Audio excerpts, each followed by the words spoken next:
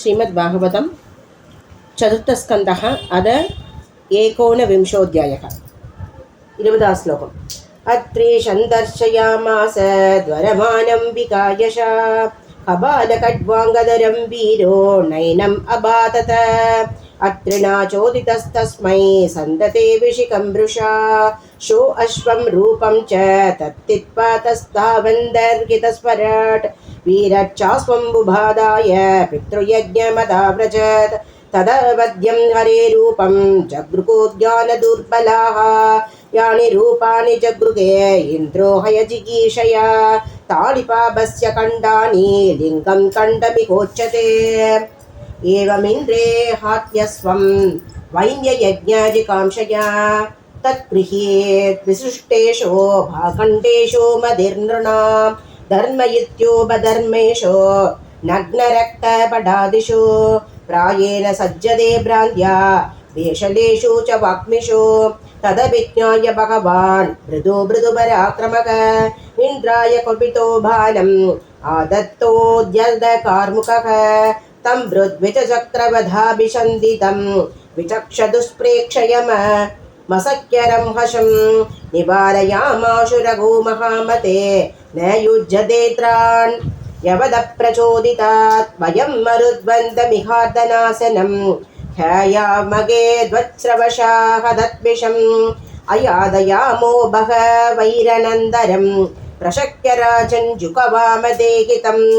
इत्यामन्त्र्य कृतुपतिं विदुरास्यर्द्विजोरुषा शुक्कस्ताञ्जुक्पदोक्तेत्य स्वयम्भो प्रत्यशेषत न व्यत्यो भवधामिन्द्रो यत्यज्ञो भगवद्दनुः यं जिकांशद यज्ञेन यश्चेष्टास्तरवशुराः ददितं पश्यत मगत् धर्म्यावधिकरं द्विजाः इन्द्रेण अनुष्ठितं राज्ञा कर्मैतद्विजकांस्तथा मृदुकीर्ते मृदुर्भूयात् दर्के को न सदक्रतुः अलं ते कृतभिस्पृष्टैर्यद्भवान् मोक्षधर्मवित् नैवात्मने महेन्द्राय रोषमाकर्तुमर्हसि उपावपीः पत्रं ते उत्तमश्लोकविग्रहौ मास्मिन् महाराज कृतास्मचिन्ता निशामयास्मद्वज आकृतात्मा यद्यायतो दैवगतं नु कर्तुं मनोदिष्टं विशदे दमोन्दं कृदद्विरमदामेश देवेश दुरवग्रहः धर्मव्यधिकरो यत्र पाखण्डैरिन्द्रनिर्मितैः येभिरिन्द्रोपसंसृष्टैः पाखण्डैर्हारिभिर्जनं क्रियमाणं विसक्ष्वैनं यस्ते यज्ञदृक्स्वमुट् भवान् परित्रामिवागतीर्णो धर्मं जनानां सभयानुरूपं वेनापचारादवलुब्धमद्य तद्देहतो विष्णुकलासवैन्य सर्वं विभृश्यासभवं प्रजापते सङ्कल्पनं विश्ववसुजामि वीरुकी ऐन्द्रीं च माया उपधर्ममादरं प्रचण्डमाकण्डपतं प्रभोजकी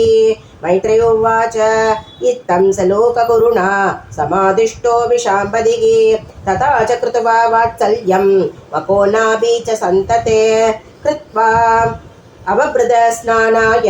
कृतवे पूरि कर्मणे वरानदुस्ते वरदाये तद्वर्गिष्येदर्पिताः विभ्रा सत्याशिषस्तुष्टा श्रद्धया लब्धदक्षिणाः आशिषो युयुजो शत्रादि राजाय सत्कृताः त्वया आहूता महाभागो सर्व एव समागताः पूजिता दानमानाभ्यां पितृदेवर्षि मानवाः इति श्रीमद्भागवते महापुराणे चतुर्थस्कन्धे मृदुर्विजये एकोनविंशोऽध्यायः। श्रीहरये नमः श्रीहरये नमः श्रीहरये नमः। गोपिका जीवनस्मरणं गोविन्द गोविन्द। सद्गुरुनाथ महाराज की जय।